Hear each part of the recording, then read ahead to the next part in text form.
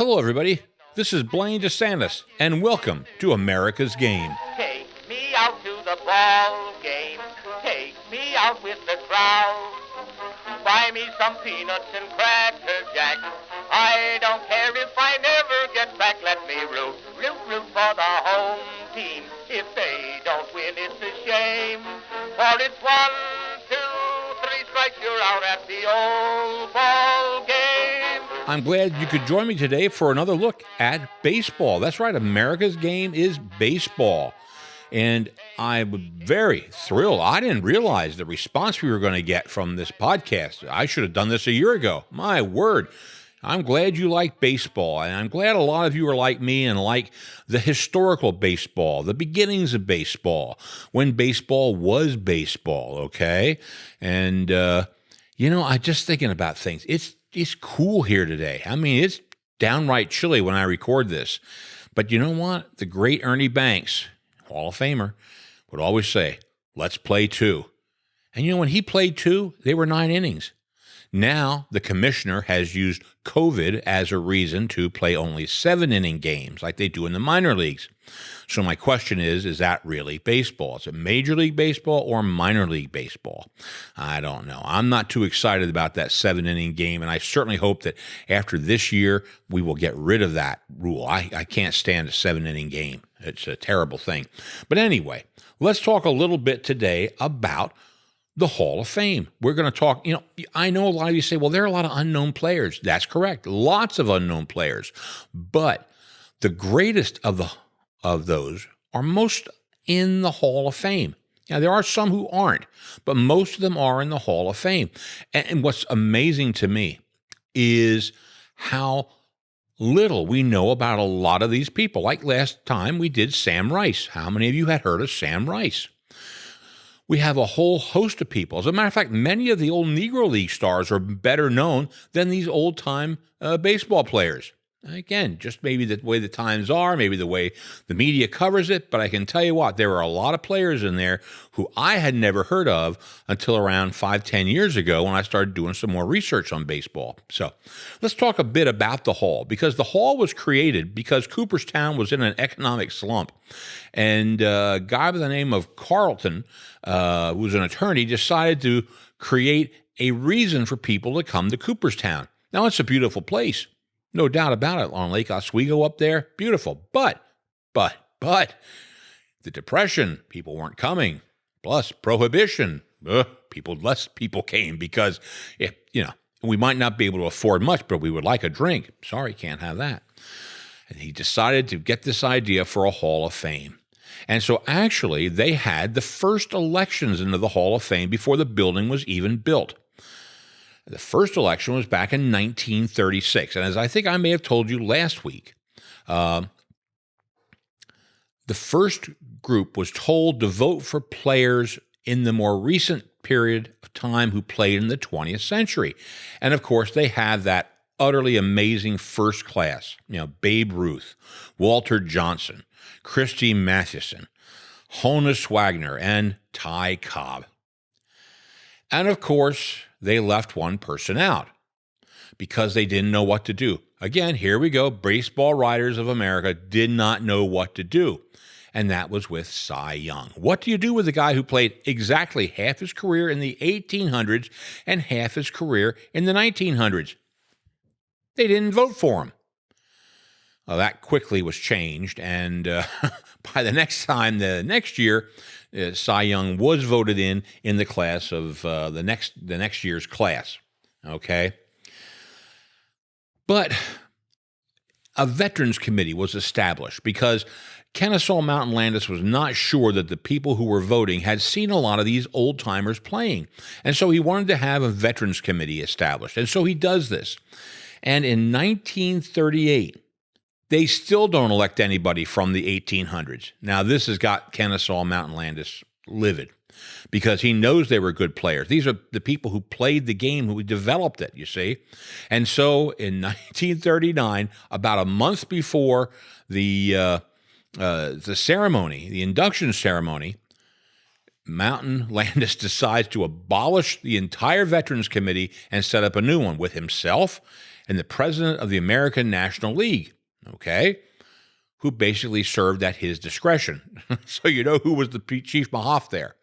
And at that time, yes, there were players from the 1800s, including Cap Anson. Now, Cap Anson was Judge Mountain Landis at Kennesaw Mountain Landis. I'm sorry, I didn't say Kennesaw. It was Kennesaw Mountain Landis's favorite ball player when he was growing up. So he made sure Cap Anson was in, who certainly deserved to be in, okay? Anyway, he had two other players he put in from the 1800s. And again, I'm taking a sip of coffee. It's a little casual here today, folks. I need to wet my whistle, okay? Hope you bear with me. Take a drink yourself. Mongo's out in the kitchen making some Swedish meatballs. Babbitt's barking at birds. And I'm here talking baseball with you guys, which I can't think of a better thing to do. But back in the 1939 class, here is a name that I bet many of you have never heard of. And his name is Candy Cummings. That's right, Candy Cummings is one of those three players from the 1800s who's put in that very first class that Kennesaw Mountain Landis oversaw. Who is this guy? Who is Candy Cummings? Well, Candy Cummings, my friends, invented the curveball. That's right, the inventor of the curveball, because until that time, there was no such thing as a curveball. No, there was no such thing as anything but either a lob or a fastball. There was nothing. There were no, quote, trick pitches, end of quote. No curveballs, no sliders, no knuckleballs, no palm balls, no screwballs. Hey, no two-seamers, no four-seamers. They didn't even have spitballs back then. They just had a regular fastball. And he was, Candy that is, Candy is one of the top pitchers, if not the top pitchers, in the earliest years of the game. That's right. Considered the top pitcher of the post-Civil War era. So, okay, you're not going back there to the 1860s, okay? And yet, he is in the Hall of Fame, not as a player, but as an executive and pioneer. But what do we know about Candy?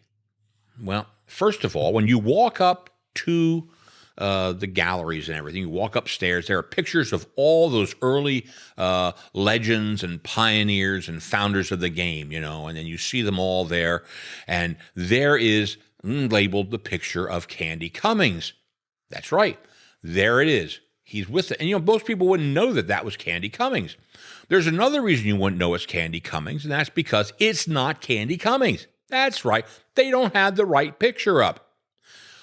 From what we know, there is one photo ever taken of Candy Cummings, and the Hall doesn't have it.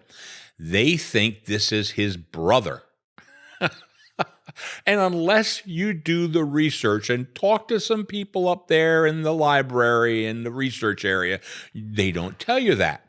And you see, this is one of the beauties I love of Cooperstown, because once it goes up, it doesn't come down. That's the photo we have. We're labeling that Candy Cummings, and that shall be Candy Cummings. Sort of like, that's right, sort of like that plaque for Alexander Joy Cartwright, who's considered the father of modern baseball, which we know he isn't. You think that's going to come down? Don't think so. Once you're up, you don't come down. Unless they decide to change the rules now and then, and who knows what they're going to do. But anyway, Candy Cummings is the smallest person. That's the other thing. He is not only the inventor of the curveball, he is the smallest person in the Hall of Fame. He's 5'8" and weighs 120 pounds. I mean, this guy is little. And yet, oh my, the change he made with this curveball. And there's lots of controversy over this. Oh, geez. You would not believe the number of people who want to lay claim to throwing the first curveball. It's out of this world. We know that Candy Cummings did invent a curveball, and that's based on the fact that as a teenager, he threw clamshells at the beach in Brooklyn. And so by 1864, when he's in an amateur league, he's experimenting with different ways to throw the ball. Now, back then, you got to understand, back then, home plate and the pitcher's mound was only 45 feet apart. Back then, you couldn't throw overhand. You couldn't really throw too much of a sidearm. You had to basically almost like lob it in there. You could come sidearm, but it had to be very specific. You couldn't twist your wrist too much. You couldn't do certain things with your arm. If it came above perpendicular, it was considered an illegal pitch. And so the umpire not only had to call balls or strikes, he had to figure out, was that a proper pitch that was being thrown? And Cummings figures out a way to do this. He figures out a way to make the ball curve based on what he did as a kid with the clamshells. Basically the pitcher at the time was a feeder. All they did was feed the ball. Because, again, back at that time, the batter could tell the pitcher where he wanted the ball. I want it waist high on the outside corner of the plate. And if the pitcher doesn't do that, bad pitch, can't do that, we won't accept that. This is what it was. And so things start to change a little bit. Candy was able to deliver the pitch waist high over the corner of the plate, but it was curving. Oh my God. It was a new thing. He experimented with grips and everything else. And he was a true innovator on this whole thing. He won 37 games his last year in the Amateur League back in 1866. And at the end of that year, he joins the Brooklyn Excelsiors and quickly takes over for Asa Brainard, who was their top pitcher on the Excelsiors, and becomes the top pitcher at the end of that year, and then going into 1867. Well, you say to me, Blaine, where does this name Candy come from? You might have thought it would be curvy. No, it's Candy, because that in itself is a Civil War era superlative for meaning someone who does something better than anybody else. So even his players around there knew that the best in the game was Candy Cummings. That's right. Well, he begins using this in 1867 in competitive play, and it's not always effective because of wind conditions. Again, if you're if you ever throw a clamshell, wind can take things. And it's the same basic principle with the ball. The ball's not necessarily going to be going the way you want it to go. Sort of reminds me in a way of if you see a knuckleball, go up and down and twist here and there. That's sort of the same thing with the way he was throwing the curveball. It got moved around by the wind. But what it did was it put a huge strain on his arm. And even though he was playing amateur and what we would call semi-pro ball, by the time he made it to what's considered the major leagues, his arm is basically worn out. He only was able to pitch in the major leagues for 6 seasons. That's right. 6 years, that's all he could pitch. And his numbers are not spectacular, to be honest with you. He pitched in 242 games, won 145 of those, and lost 94. He only had 259 strikeouts. Now, that's fascinating because if people don't know how to hit a curveball, it's amazing. He only struck out 259 people, and he walked 113. But here's what's impressive. In an era where the whole idea was to put the ball in play, again, we're talking about the feeder era, okay? When the ball was in play, those years, 1860s, 1870s, into the 1880s, the ERAs were out of this world because everybody was hitting the ball and runs were plentiful. Well, Candy had a career ERA of only 2.42. Now, that is so much lower than the other, quote, top pitchers, end quote, of that time period. So you can see the curve was effective. He might not be getting strikeouts, but he's keeping runs from going up on the board. Well, eventually he is challenged for the title of the first curveball thrower by a gentleman named Fred Goldsmith, who insists at age 14 he came up with this pitch, and as a matter of fact, even gave an exhibition in Washington, D.C., now not in a game, on a field. He threw a ball that curved through two, like goalposts almost, okay, 2 sets of poles. Well, that's nice, but the trouble was that happened 3-4 months after Candy had already thrown it in a baseball game. And again, they have all these commissions and all these great people to study things, and finally it was decided by Albert Spalding and Henry Chadwick that they saw it in a game. No one had ever thrown it in a game, and therefore Candy Cummings was given the designation as the father of the curveball. Again, he played for 6 years in the majors, what was considered the majors at the time, and then he went on to a 1-year career as the president of the International Association, which was another professional league. There were loads of professional leagues back then, okay? We didn't have, in the 1860s, the American League, the National League, and everything else, okay? We had a lot of groups putting together organizations, making teams in different towns, paying their people to play. International Association was basically in the middle of America. And he was for 1 year the president of the International Association, and then he quits. And then all he does is he defends his title. He and Fred Goldsmith go back and forth claiming who threw the first curveball. Well, in the end, we all know it was Candy Cummings in a game. He retired at the age of 29 years old. And, should he be there as an executive? I don't know if 1 year being the president of an international association qualifies you as an executive. Is he a great player? Well, he was, for a few years, a greatest pitcher around, but you look at those numbers, not probably a great player. Was he a pioneer and innovator? Without a doubt. Candy Cummings in the Hall of Fame, thanks to Judge Kennesaw Mountain Landis taking control of the Veterans Committee. It's a name you might want to remember because it's the guy who started all these fancy pitches that we use today. Now, for our second person we're going to talk about today, I told you I had two people who are some of my favorite ball players.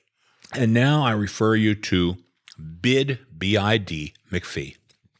Now, Bid McPhee played from 1882 to 1899. Why is Bid one of my favorite ball players? Because Bid McPhee is the last player to play baseball without a glove. That's right. Bid did not use a glove. Again, when the game started, there were no such things as baseball gloves. You see, we got to go back to the 1840s with the Knickerbockers and the Excelsiors and all those other clubs that were starting. Nobody had gloves. The 1850s, then we had the Civil War. No one has gloves. After the time when we have Candy Cummings pitching, no one has gloves. The fielders don't have gloves. They finally do get gloves, but Bid won't use any. No, not Bid. He refuses to use it. He says he can't feel the ball. He feels clumsy with it. He tried it. He said, the heck with it. I refuse to use it. Refuses to use a baseball glove. And so for around the last 3 or 4 years, he is by himself the last person not to wear a baseball glove. But he's a fascinating guy. First of all, he's only elected to the Hall of Fame in the year 2000. So this is a guy who finished playing in 1899. He's elected by the Veterans Committee in the year 2000. What makes him there are a couple factors here that make him very, very fascinating. One, he is the last person admitted into the Hall of Fame who played their entire career in the 1800s. And the second thing you got to keep in mind, he is the last but only person, the only person in the Hall of Fame who spent a majority of his time in the American Association, not the National League. Again, we talk about many professional leagues, and there was a bias against the American Association. They did not want to elect people who played in the American Association to the Hall of Fame because it wasn't the National League at the time. It didn't become the American League. Oh, my. Let's talk a little bit about this. This is absolutely fascinating stuff, folks. Now, Bid McPhee begins his career as a catcher back in 1877 at the age of 19 with the team of the Davenport Brown Stockings. That's right, the Davenport Brown Stockings. And eventually he makes it to the big leagues in 1882, the start of that season, for the Cincinnati Red Stockings. Now, we know them as the Reds, okay, but back then they were called the Red Stockings. And he played his entire career, all 17 years, with the Cincinnati Red Stockings. His entire major league career. Now, they were in the American Association, and they were eventually grafted into the National League late in Bid's career. So he did play in both leagues, American Association and National League. Opening day comes in 1882, and what does the American Association and what do the Cincinnati Red Stockings do to make themselves different from everybody else? Everybody wore a jersey of a different color, and it depended on the position you played. So that day, opening day, there trots out Bid McPhee with a jersey that was orange with black stripes. That's right. The pitcher wore a light blue shirt, the catcher a dark red shirt. And again, this is what you had all the way around the diamond. Everybody was different depending on the position you wore. It certainly was eye-catching. So that's unique, and they were a unique thing. You know, he became the starting second baseman from day one, and he was known as a great fielder. From the very beginning, he was a great fielder. And that first year, again, in a time when batting averages were high, Bid hit a lusty 228. That's right, a lusty 228 in his first year in the big leagues, okay? And yet, he started, I think they played 70 games that year, and he started 68 of the 70 games that season. They had a tremendous winning percentage, very high, and they eventually won the inaugural American Association Championship. Now, like I said, he is the only person from that team to be elected to the Hall of Fame. Again, there are reasons for this whole thing. A lot of it, I think, is maybe statistical, and also this, how should we say, this bias against the American Association.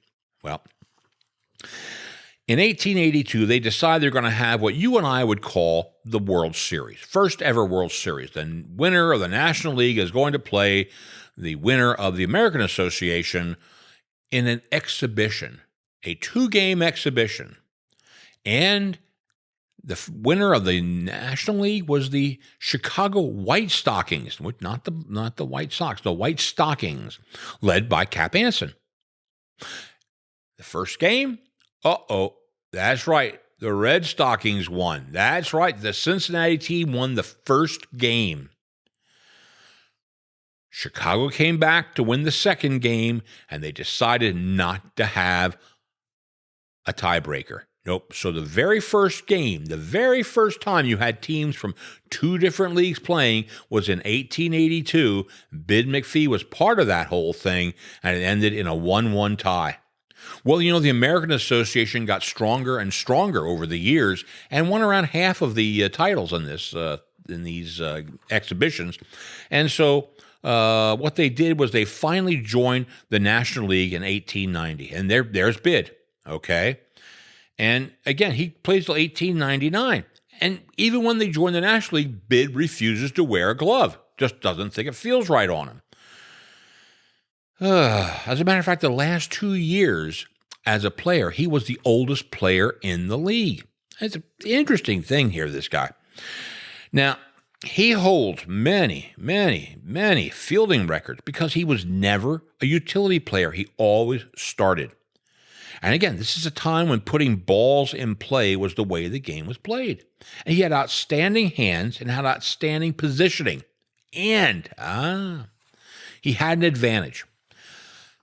The groundskeepers at Cincinnati made sure the field was as smooth as can be because Cincinnati was the last place to have an all-dirt infield. That's right. And they leveled out the infield. They took all the stones or any obstacle out of the way so the ball hit to second base area was going to go, right up Bid's alley. If he could get to it, he's going to field the whole thing. So he had a little bit of an advantage. But, they've always been doing this. I mean, there are fields that were grass that was cut to slope a certain way to make sure balls stayed in play. It happens, okay? But this is interesting with Bid. So anyway, He still holds, by the way, the Major League record for the most putouts by a second baseman, 6,545. This is a heck of a lot of putouts. And how did he get ready for the season? He used to toughen his hands by soaking them in saltwater brine. That's right. And in urine. That's right. Don't want to go out on a date with that guy. Oy. Again, he plays without a glove until 1896, when he decides he has to do that because one game at the end of 1895, he had made 3 errors and cost the team a game. And so he decided he has to use a glove. And he still leads the league in fielding the next year. So with or without a glove, Bid was a great fielder.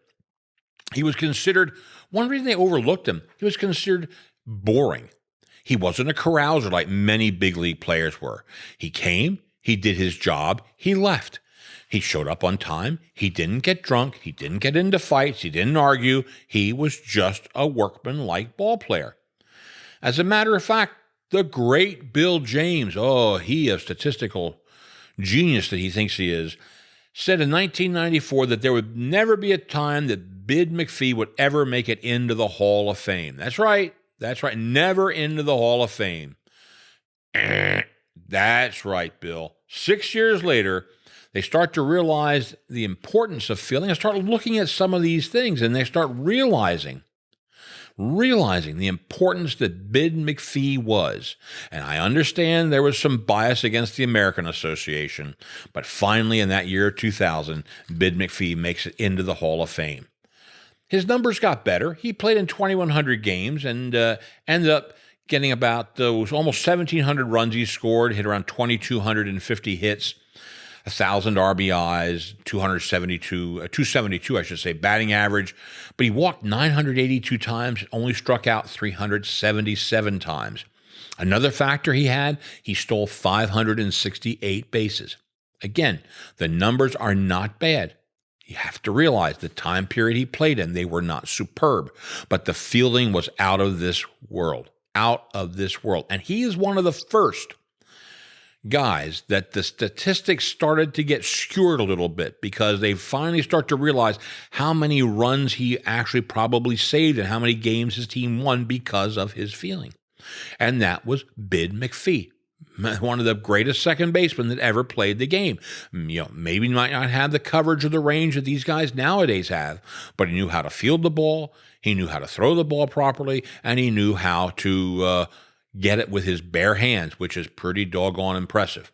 So anyway, you had Candy Cummings and you had Bid McPhee, 2 players that I bet a lot of you never heard of before, who were part of that foundation, part of that lower base of the pedestal that we build all our things on. Yeah, we know Ruth and Gary, and we know Aaron and Griffey and Rivera, etc. We know where they are. They're up in the top, but there got to be people on the base. There has to be a bottom, and these guys are there because, not just because we need them there, but because they were some of the great players. One invented the curveball, one, the last guy to play without a glove, and maybe one of the great defensive players at second base during the history of the game.